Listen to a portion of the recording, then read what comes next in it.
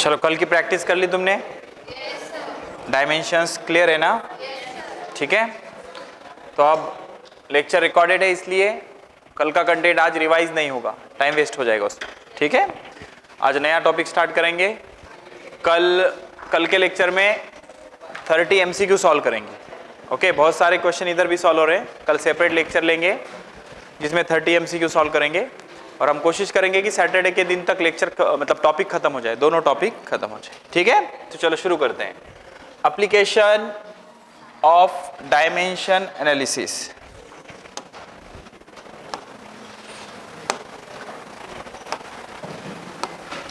Application of dimension analysis. बेटा इसके 3 application हैं। ओके, डायमेंशन एनालिसिस के 3 एप्लीकेशन हैं। ठीक है, तो तीनों एप्लीकेशन को डिटेल में पढ़ेंगे। Application of dimensional analysis. What are dimensions?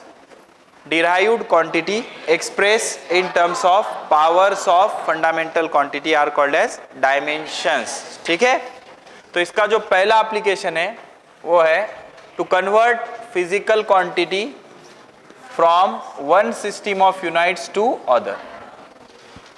तो जो यूनिट का सिस्टम हो सकता है वो MKS हो सकता है, CGS हो सकता है, FPS हो सकता है। तो यूनिट को अगर एक सिस्टम में से दूसरे सिस्टम में कन्वर्ट करना है तो किसी कांस्टेंट नंबर से मल्टीप्लाई करना पड़ता है। That constant number is called as conversion factor. Better ये रहता कि यहां हम लिख देते to find the conversion factor between unit of same physical quantity in 2 different system. मतलब क्या, ध्यान से सुनो। 1 kilogram is equals to 1000 gram. ठीक है, तो 1 kilogram is equal to 10 to the power 3 gram. तो अगर आपको किलोग्राम को ग्राम में कन्वर्ट करना है, what is kilogram? MKS unit of mass. What is gram? CGS unit of mass. तो किलोग्राम को अगर ग्राम में कन्वर्ट करना है तो 10 टू द पावर 3 से मल्टीप्लाई करना पड़ेगा। तो this is called as conversion factor. इसको क्या बोलेंगे? Conversion factor. तो हम डायमेंशनल एनालिसिस के हेल्प लेकर अलग अलग क्वांटिटीज के यूनिट का कन्वर्जन फैक्टर पता कर सकते हैं। जैसे कि 1 न्यूटन में कितने डाइन होते हैं, 1 जूल में कितने अर्ग होते हैं, ऐसे हर क्वांटिटी के लिए हम पता कर सकते हैं। ठीक है, हमेशा याद रखना कोई भी फिजिकल क्वांटिटी जब गिनी जाती है तो उसमें 2 चीजें होंगी। कौन कौन सी? एक तो उसकी न्यूमेरिक वैल्यू होगी, दूसरा उसका यूनिट होगा। एक क्या होगा? उसकी न्यूमेरिक वैल्यू एंड दूसरा यूनिट होगा। क्या होगा? यूनिट होगा। ध्यान से समझना बेटा, हमेशा जब भी एक फिक्स अमाउंट आप गिनोगे, चाहे किसी भी सिस्टम में गिनो, उसकी वैल्यू कभी चेंज नहीं होगी। मतलब 1 किलोग्राम को आप MKS सिस्टम में गिनोगे तो रीडिंग क्या आएगी? 1 किलोग्राम। CGS में गिनोगे तो 1000 ग्राम।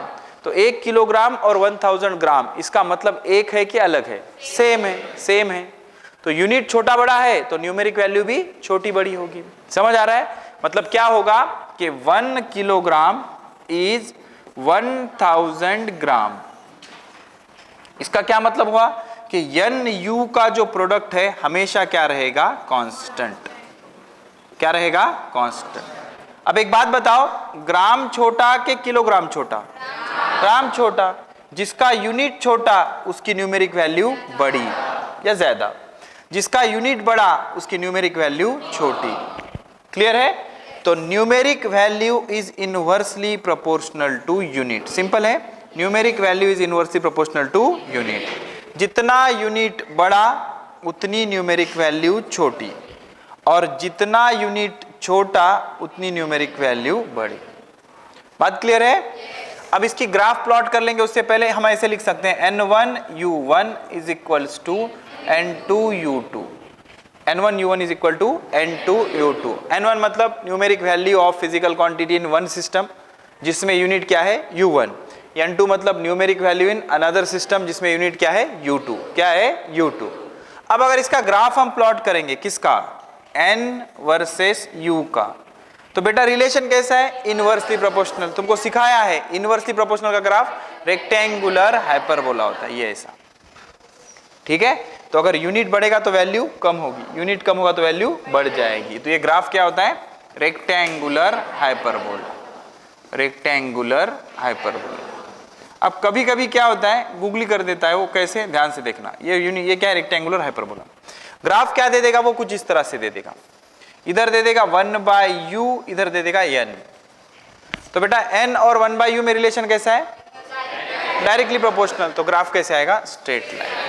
ग्राफ कैसे आएगा, स्ट्रेट लाइन। ओके, कुछ बार ऐसे भी डिस्टर्ब करेगा आपको वो, इधर nu दे देगा और इधर u दे देगा।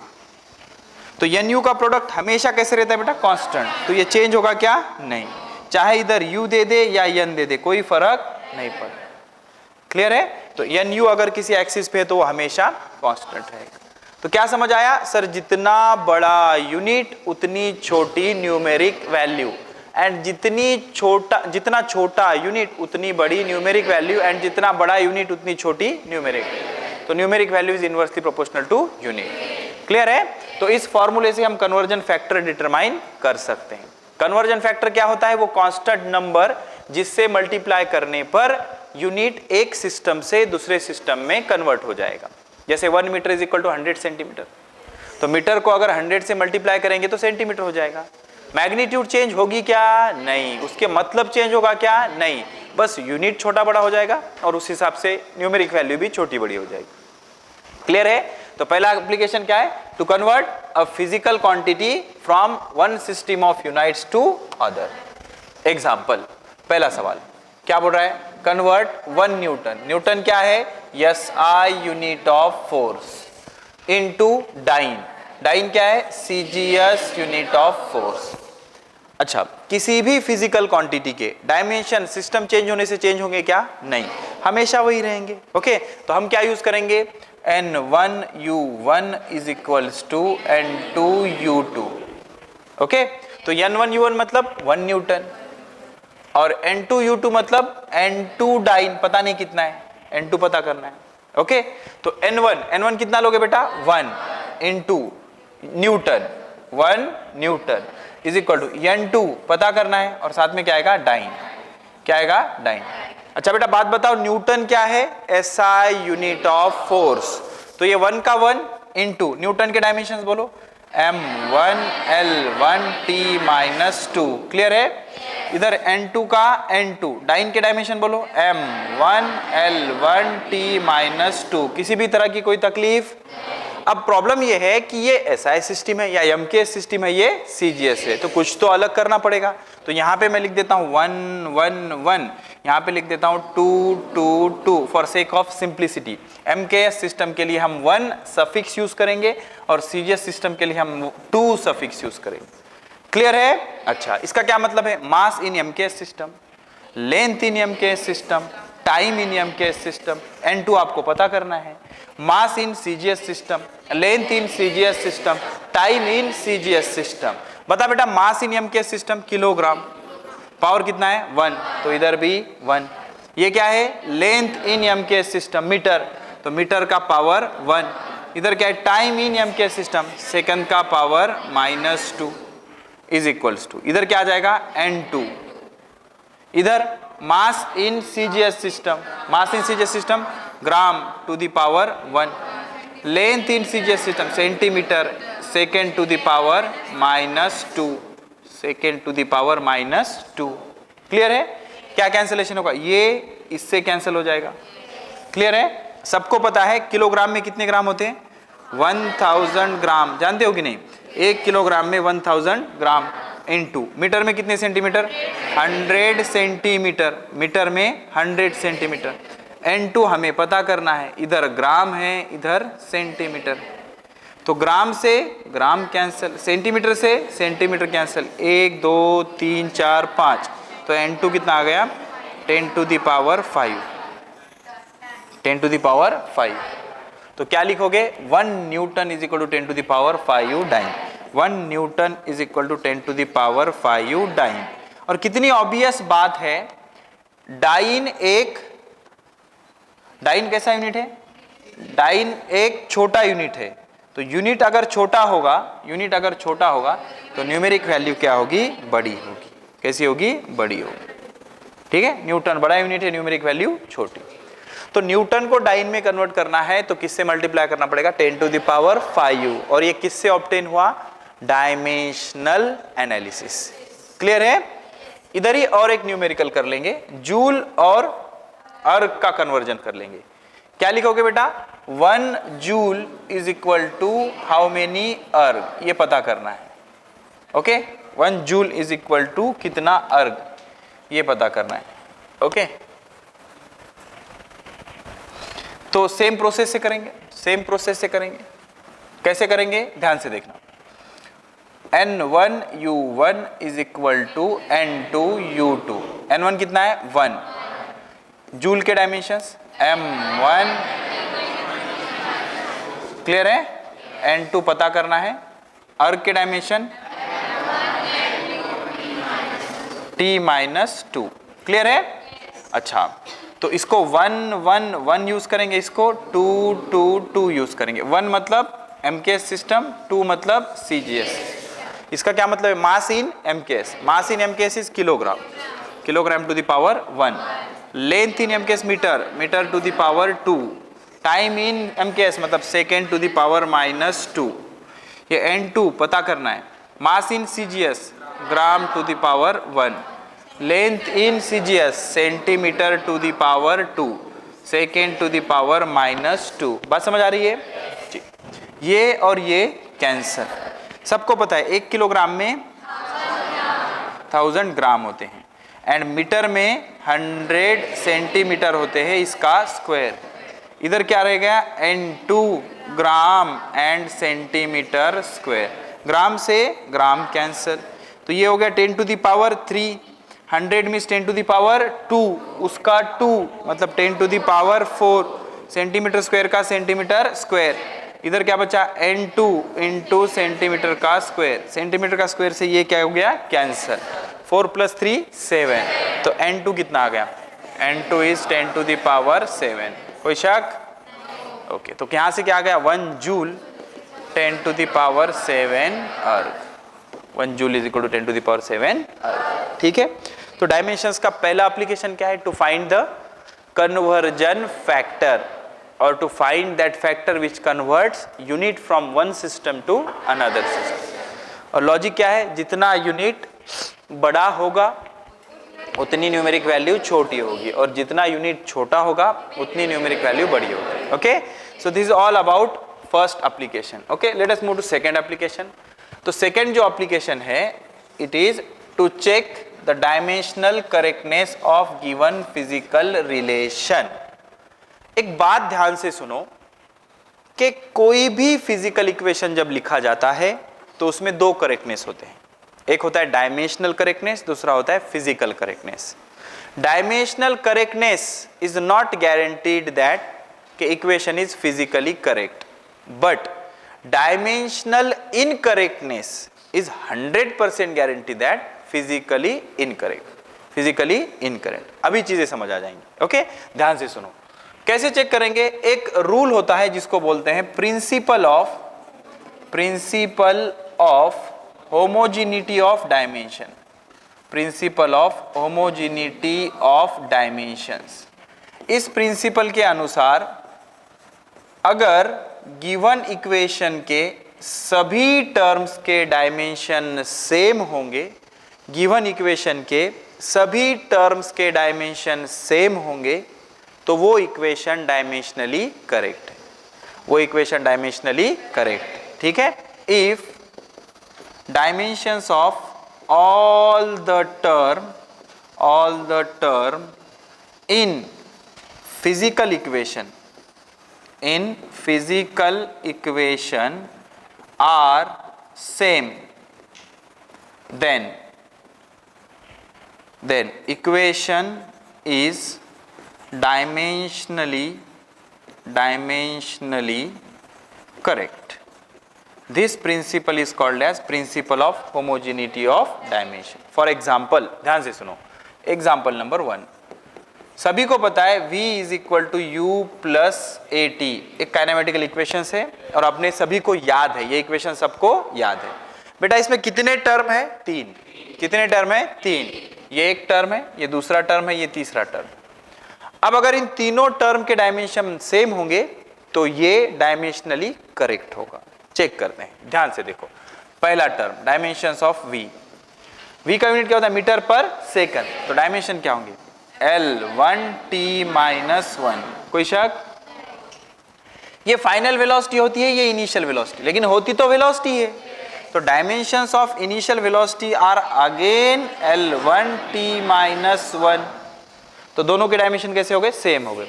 इन दोनों को मिलाकर एक टर्म है। एक्सेलरेशन और टाइम एक टर्म नहीं है, AT एक टर्म है। तो AT के डायमेंशंस अगर पता करने हैं तो पहले एक्सेलरेशन का यूनिट लिखो मीटर पर सेकंड स्क्वायर, फिर टाइम का लिखो सेकंड, सेकंड से सेकंड कैंसिल, तो ये आ गया मीटर 1 सेकंड माइनस 1। तो इसके डायमेंशंस आ जाएंगे बेटा L1t-1। देखो सभी तीन टर्म के डायमेंशंस सेम है, hence this equation is dimensionally correct. Dimensionally correct, clear आ रहा है? तो इस तरह से principle of homogeneity of dimension use करेंगे। ओके, तो पहला एप्लीकेशन क्या था? पहला एप्लीकेशन था to convert physical quantity from one system of unit to other. ठीक है, एमकेएस से सीजीएस करने में या सीजीएस से एमकेएस करने में। दूसरा एप्लीकेशन क्या था? दूसरा एप्लीकेशन था to check the correctness, dimensional correctness. Which correctness? Dimensional correctness of physical equation. इसमें क्या यूज होता है? Principle of homogeneity of dimension. Principle मतलब नियम, होमोजेनिटी मतलब एक सारखेपणाचा नियम, कुणाचा? डायमेंशनचा। क्लियर है? तो इस तरह से ये यूज होगा। तो हर टर्म के अगर डायमेंशन सेम है तो वो डायमेंशनली करेक्ट इक्वेशन है। क्लियर है? ठीक है, अच्छा। तो यहां बात कर लेते हैं इसकी, चेक द करेक्टनेस ऑफ या accuracy of the relation t is equal to 2 pi under root of L by G और a simple pendulum using dimensional analysis. बेटा सिंपल पेंडुलम क्या होता है? एक रिजिड सपोर्ट होता है।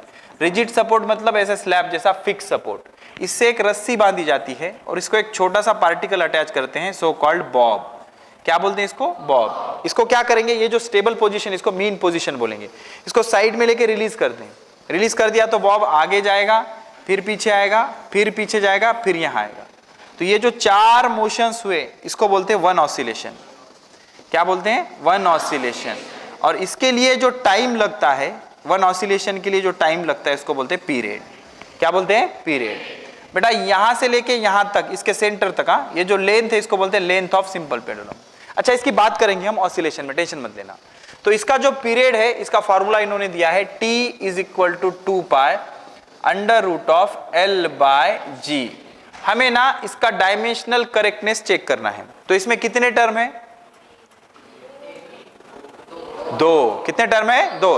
प्रोडक्ट वाले टर्म अलग अलग नहीं होते। कल देखा था हमने कि भाई उसी टर्म को हम ऐड कर सकते हैं जिनके डायमेंशन सेम है, लेकिन मल्टीप्लाई और डिवाइड अलग टर्म वालों को भी कर सकते हैं। तो यहां कितने टर्म है? दो। एक तो लेफ्ट हैंड साइड क्या है? Dimensions of t। बोलो t के dimension m0 L0 t to the power 1। कोई प्रॉब्लम?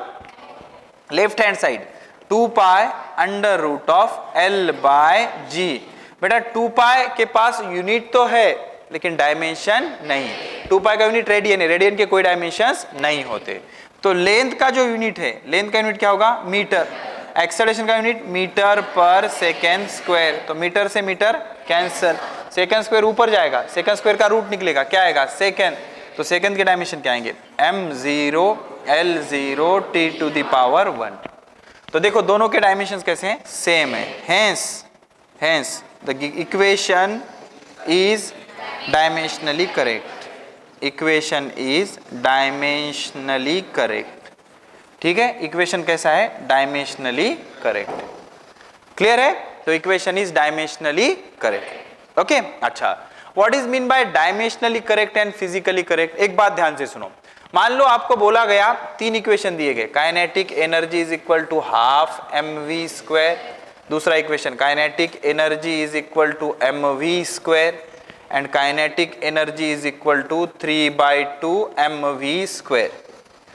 बेटा अगर आप इसका करेक्टनेस चेक करोगे, डायमेंशनली तीनों करेक्ट इक्वेशन है, ऊपर का भी, बीच का भी और नीचे का भी, तीनों इक्वेशन डायमेंशनली करेक्ट है, लेकिन तीनों इक्वेशन फिजिकली करेक्ट नहीं है। तो फिजिकल करेक्टनेस प्रैक्टिकली डिटरमाइन होगी, थ्योरेटिकली डायमेंशन से डिटरमाइन नहीं हो सकती। ठीक है, बिकॉज उस कांस्टेंट को हम ऑब्टेन कर सकते हैं क्या? नहीं। कांस्टेंट के कोई डायमेंशन होते हैं क्या? नहीं। तो जिसका डायमेंशन ही नहीं होता उसको हम इक्वेशन में अपीयर कर ही नहीं सकते। तो कर ही नहीं सकते तो वो इक्वेशन में आएगा क्या? नहीं। तो हम कांस्टेंट रहने वाले इक्वेशन को फिजिकली करेक्टनेस चेक नहीं कर सकते। वो तो हमको याद है, इसलिए हम बता रहे हैं कि kinetic energy is equal to half m